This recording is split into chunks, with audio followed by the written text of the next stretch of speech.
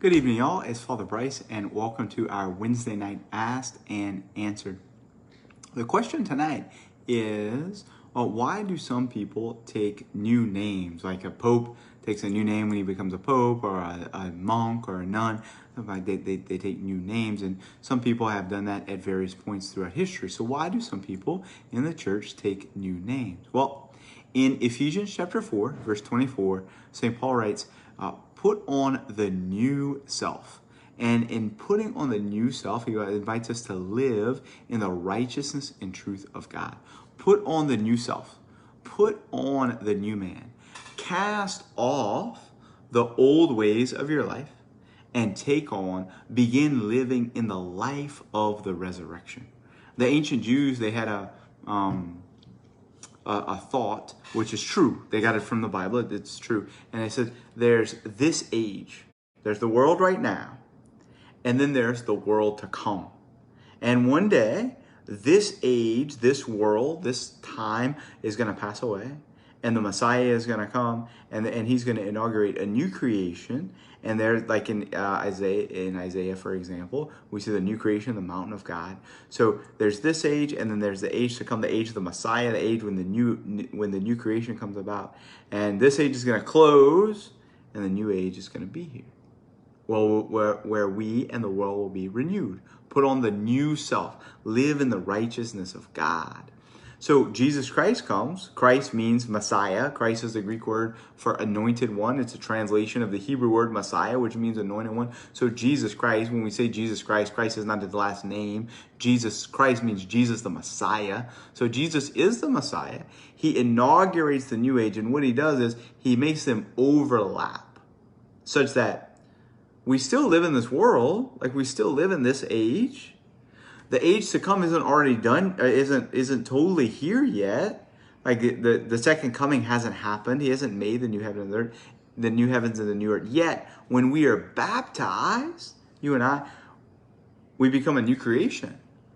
That's what St. Paul says. I think it's in Romans. He says the one who is baptized is a new creation. So we enter in to the new creation, to the world to come, while still living in this world as baptized Christians.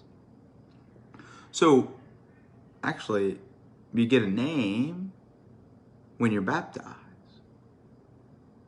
Usually a saint.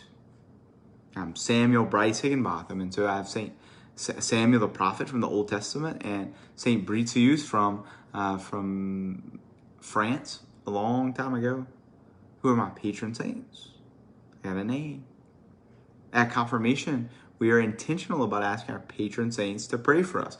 My patron saint was Samuel because I liked my name, and I liked saints. I liked Samuel the prophet, and so I didn't ask for anybody else. But we have these opportunities to ask for intercession and for newness.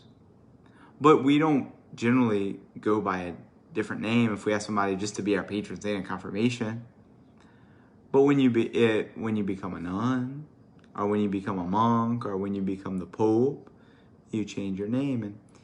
And I think that goes back to the monastic tradition. So if you go up to Covington and you go to a monastic profession, when a man makes vows to be a monk for the whole rest of his life, perpetual vows, the whole rest of his life he's going to be a monk.